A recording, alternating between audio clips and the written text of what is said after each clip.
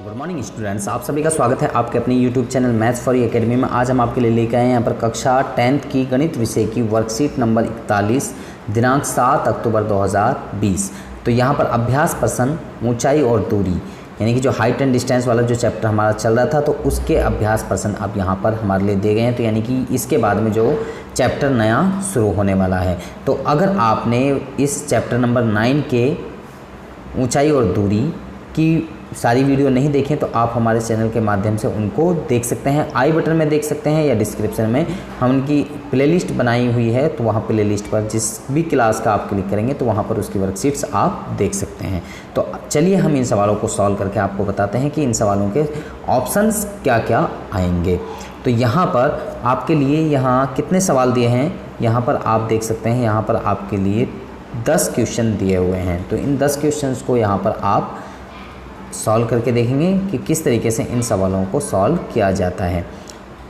तो next page पर हम इन सभी को आपको सॉल्व करके बताते हैं कि किस तरीके से इनको सॉल्व करना होगा।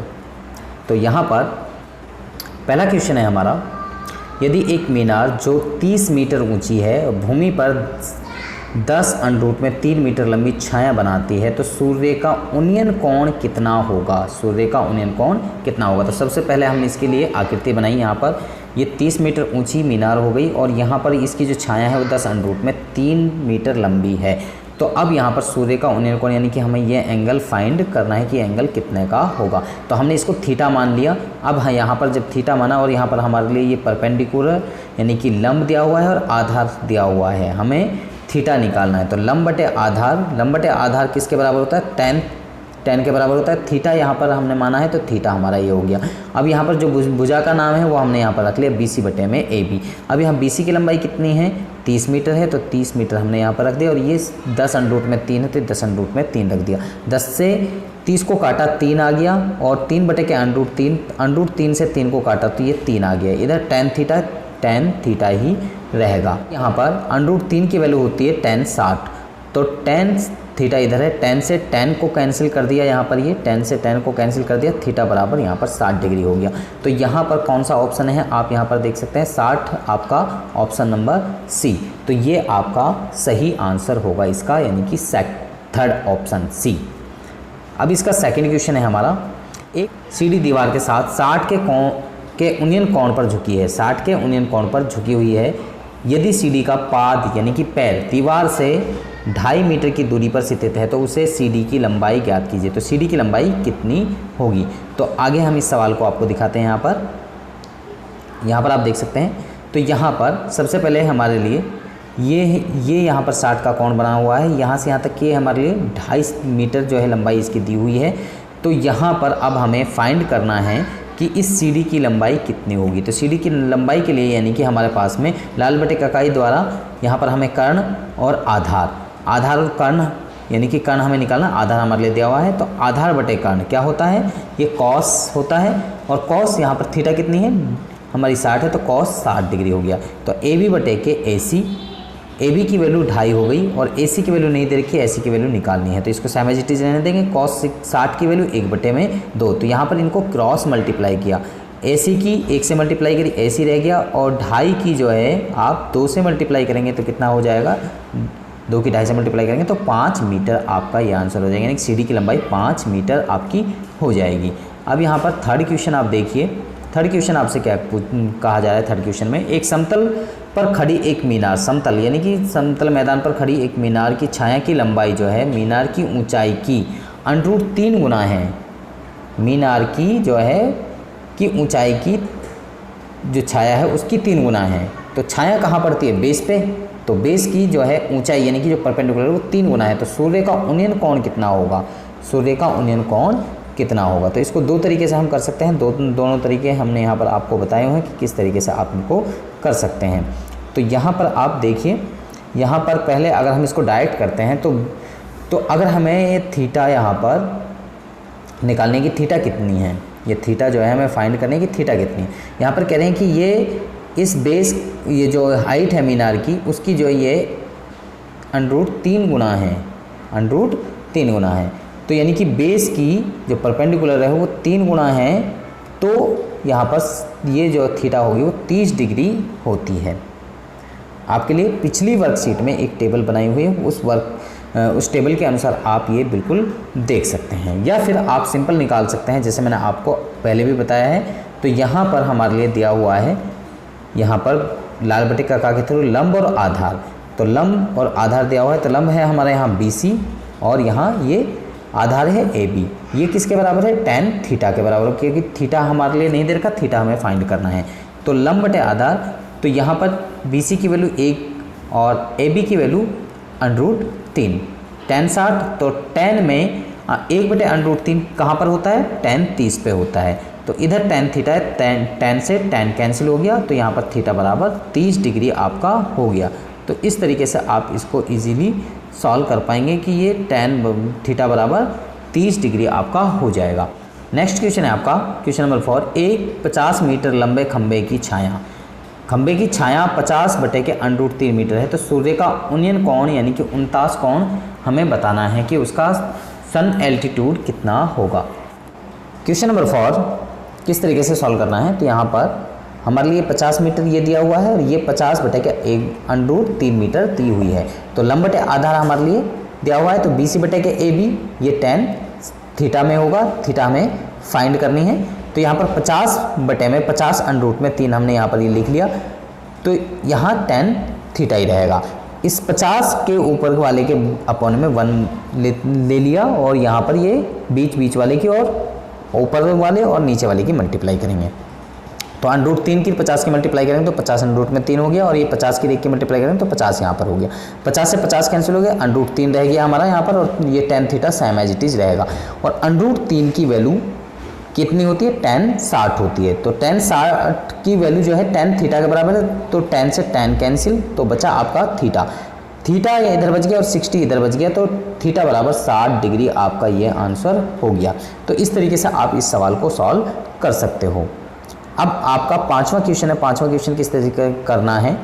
10√3 मीटर ऊंचाई वाली एक मीनार जो कि शिखर का एक भूमि पर उस मीनार के पाद से 30 मीटर दूरी पर स्थित है, तो उस बिंदु से उन्नयन कोण कितना होगा? उन्नयन कोण हमें फाइंड करना है, तो किस तरीके से फाइंड करेंगे? आगे यहाँ पर 5वां क्वेश्चन किस तरीके से सॉल्व किया है? तो उसमें हमारे लिए 10/√3 दिया हुआ और ये 30 मीटर दिया हुआ है। अब हमें यहाँ पर ये थीटा फाइंड करना है, तो वही फॉर्मूला लाल बटे आधार यानी कि लंब बटे आधार, BC/AB tan थीटा। तो यहाँ 10√3/30 बराबर tan थीटा। तो यहाँ से 10 से 30 को काट दिया, 3 आ गया और √3 ऊपर रहा। √3 से 3 को काटा तो ये 1/√3 बच गया, और इधर tan थीटा। 1/√3 tan में कहाँ पर होता है? tan 30 डिग्री पे होता है, और यहाँ पर ये tan थीटा है। tan से tan कैंसिल, तो थीटा बराबर हमारा आ गया 30 डिग्री। तो इस तरीके से इस सवाल को भी आप इजीली सॉल्व कर सकते हैं। नेक्स्ट क्वेश्चन है अब हमारा क्वेश्चन नंबर 6। 2 खंभों जिनकी ऊंचाई 16 मीटर और 10 मीटर दी हुई है, शिखर एक तार द्वारा जुड़े हैं जिसकी लंबाई L है, यानी कि जो तार है उसकी लंबाई L मानी है। तो ये यदि तार क्षैतिज समतल से 30 के कोण पर झुकी हुई है तो L बराबर कितना होगा? तो यानी कि जो L है यानी कि तार की लंबाई वो कितनी होगी? तो यहाँ पर आकृति बना रखी है, आकृति आप देख सकते हैं किस तरीके से इसको सॉल्व करना है इस सवाल को। तो आगे यहाँ पर देख सकते हैं, तो यहाँ पर इस तरीके की आकृति इसको बनानी है आपने। ये 16 मीटर की लंबाई वाला खंभा हो गया और ये 10 मीटर वाला खंभा हो गया। तो यहाँ पर इसके बराबर अगर हम यहाँ लाइन खींचेंगे तो यहाँ से यहाँ तक की जो लंबाई होगी वो 10 मीटर हो जाएगी। तो यहाँ से यहाँ तक की कितनी बचेगी? यहाँ से यहाँ तक की 6 मीटर आपकी लंबाई बच जाएगी। तो यहाँ पर हमने 6 मीटर लिख दिया, यहाँ से यहाँ तक की हमारी ये 10 मीटर हो गई। अब यहाँ पर ये कितने पे झुका हुआ था? 30 डिग्री पे झुका हुआ, तो 30 डिग्री। अब हमें यहाँ से ये फाइंड करनी है, यहाँ से CE की लंबाई कितनी होगी, यानी कि तार की लंबाई कितनी होगी। तो यहाँ पर फॉर्मूला लाल बटे काका के थ्रू यहाँ पर हमने लंब बटे कर्ण, लंब हमारे लिए दिया हुआ है, कर्ण हमें फाइंड करना है। लंब कितना दिया हुआ है? 6 दिया हुआ है, CE हमारे लिए नहीं दिया हुआ, सेम एज इट इज रखा। साइन लंब बटे कर्ण कितना होता है? साइन होता है, और यहाँ पर जितनी थीटा होगी उतनी आएगी। तो यहाँ पर थीटा कितनी है? 30 डिग्री, तो यहाँ पर 30 डिग्री हमने ये लिख दिया। और साइन 30 की वैल्यू कितनी होती है? 1/2 होती है, तो यहाँ पर हमने क्रॉस मल्टीप्लाई किया। CE की 1 की मल्टीप्लाई करी, CE हो गया, और 6 की 2 की मल्टीप्लाई करेंगे तो ये 12 मीटर हमारा हो जाएगा तार की लंबाई। Question number 7। एक पतंग समतल भूमि से 50√3 मीटर ऊंचाई पर उड़ रही है। एक डोर से बंधी है जो क्षितिज से 60 डिग्री कोण पर झुकी हुई है। तो डोर की लंबाई ज्ञात करनी है, जैसे अभी हमने उसमें ज्ञात किया इसी तरीके से इसमें भी हम ज्ञात करेंगे। तो यहाँ पर हमारे लिए 50√3 मीटर की ऊंचाई पर जो पतंग उड़ रही है, तो यहाँ से यहाँ तक की जो ऊंचाई है वो हमारी कितनी हो गई, 50√3 हो गई। अब हमें यहाँ से यहाँ तक की लंबाई फाइंड करनी है। तो लंब बटे कर्ण BC बटे के AC हो गया sin 60, क्योंकि यहाँ 60 डिग्री है तो 60 डिग्री आएगा। तो यहाँ पर BC की वैल्यू 50√3 है, AC की नहीं दी हुई है तो सेम एज इट इज रखेंगे। और sin 60 की वैल्यू √3/2 होती है, तो यहाँ पर हमने क्रॉस मल्टीप्लाई किया। क्रॉस मल्टीप्लाई किया तो AC बराबर हो जाएगा, क्योंकि AC को यहीं पर छोड़ना है और √3 जो है अपॉन में चला जाएगा। √3 से √3 कैंसिल हो जाएगा और 2 और 50 की मल्टीप्लाई करेंगे तो ये 100 मीटर हमारी लेंथ आ जाएगी। अब इसका अगला क्वेश्चन है, एक पतंग की छाया की लंबाई √3 गुना है, तो प्रकाश के स्रोत का उन्नयन कोण ज्ञात कीजिए। इसको आप डायरेक्ट भी कर सकते हैं और इसको सिंपल मेथड से भी कर सकते हैं, जो सिंपल मेथड अभी हम आपको यहाँ पर आगे बता रहे हैं। तो इस सवाल को किस तरीके से करना है, तो वही फॉर्मूला, यानी कि ये जो है √3 गुना है।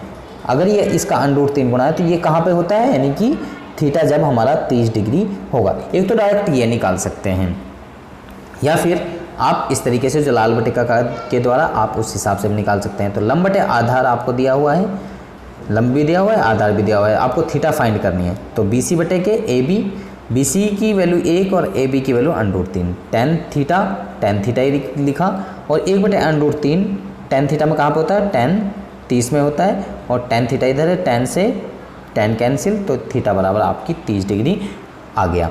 तो नेक्स्ट क्वेश्चन किस तरीके से है, 9वां क्वेश्चन किस तरीके से आप सॉल्व कर सकते हैं। यदि नाव की पुल से क्षितिज दूरी, यानी कि पुल से जो नाव की दूरी है वो 25 मीटर है और पुल की ऊंचाई जो वो भी 25 मीटर है, तो नाव का पुल से अवनमन कोण कितना होगा, यानी कि कोण बताना है, अवनमन कोण कितना होगा तो वो हमें बताना है। तो यहाँ पर आगे आप देख सकते हैं क्वेश्चन नंबर 9।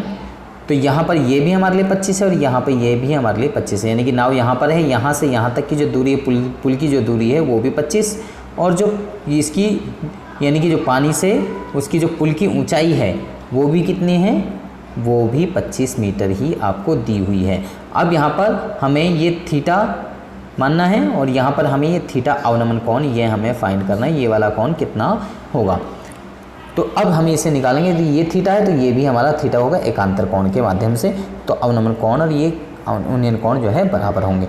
तो लंब बटे आधार BC बटे के AB tan थीटा, ये BC और AB हमारा 25-25 दिया हुआ है, तो ये 25-25 हमने लिखा और इधर tan थीटा, 25 से 25 कैंसिल हो गया, यहाँ पर हमारा 1 आ गया, तो यहाँ पर tan थीटा रहा, और 1 की वैल्यू tan थीटा में कहाँ पर होती है, tan 45 में होती है, तो इधर tan थीटा, tan से tan कैंसिल हो गया, आपका इधर आ गया थीटा बराबर 45 डिग्री। तो इस तरीके से आप इसको इजीली निकाल सकते हैं, जो अवनमन कोण होगा वो कितने का होगा, यहाँ पर 45 डिग्री का आपका होगा। नेक्स्ट क्वेश्चन यानी कि जो लास्ट क्वेश्चन है हमारा 10वां क्वेश्चन, वो क्या कह रहा है, यहाँ पर आप देखिए, दो व्यक्ति एक मीनार के विपरीत दिशा में खड़े हैं, मतलब एक राइट साइड में खड़ा है तो एक लेफ्ट साइड में खड़ा है। यदि मीनार AB की ऊंचाई 60 मीटर है, यानी कि जो हमारे लिए मीनार दी हुई है उसकी ऊंचाई 60 मीटर दी हुई है, तो दोनों व्यक्तियों के बीच की दूरी ज्ञात करने के लिए आकृति बनाई है। सॉल्व नहीं करना है, सिर्फ हमें आकृति बनाने की, आकृति इसकी किस प्रकार की होगी। तो आप यहाँ पर देखिए नीचे कि किस तरीके से इसकी आकृति आपको बनानी है। तो यहाँ पर आप देख सकते हैं इस तरीके से यहाँ तक की जो ऊंचाई होगी वो 60 मीटर, यानी कि मीनार की ऊंचाई यहाँ A हो गया और यहाँ पर B हो गया, P और Q इधर हो गए। तो यहाँ से इसको मिला दिया, ये हो गया, और इसको इधर मिला दिया तो ये हो गया। तो इस तरीके से यहाँ पर ये इस तरीके से झुका हुआ आप इसको दिखा सकते हैं, आकृति इसी तरीके से बनेगी। तो इसको सॉल्व कर सकते हैं अगर आपसे सॉल्व करने के लिए कहा जाता है तो मुझे लगता है कि ये वीडियो आप सभी बच्चों को अच्छी तरीके से समझ में आ गई होगी। और इससे पहले वाली अगर वीडियो आपने नहीं देखे तो सबसे पहले वो देखिए और इसके बाद में अभ्यास के प्रश्न आप सॉल्व करिए। तो मुझे लगता है कि ये सारे सवाल आपको अच्छी तरीके से समझ में आ गए होंगे। अगर आपको समझ में आ गए हैं तो आप हमारी वीडियो को लाइक करें, शेयर करें, कमेंट करें, और इसके साथ में अगर आप अभी तक हमारे चैनल पर नए हैं तो आप हमारे चैनल को सब्सक्राइब कीजिए और इसके साथ में बेल आइकन को जरूर प्रेस करें, ताकि आपको आने वाली हर वीडियो की अपडेशन साथ में मिलती रहे। और आप हमारी वेबसाइट पर ज़रूर विजिट करें, आपको वहाँ पर काफ़ी मटेरियल वहाँ पर अवेलेबल है आपके लिए, तो आप हमारी वेबसाइट पर ज़रूर विजिट करिए। तो आप सभी बच्चों का इस वीडियो को देखने के लिए धन्यवाद। आप बच्चे हमारे साथ में बने रहिए हमारी नेक्स्ट वीडियो तक।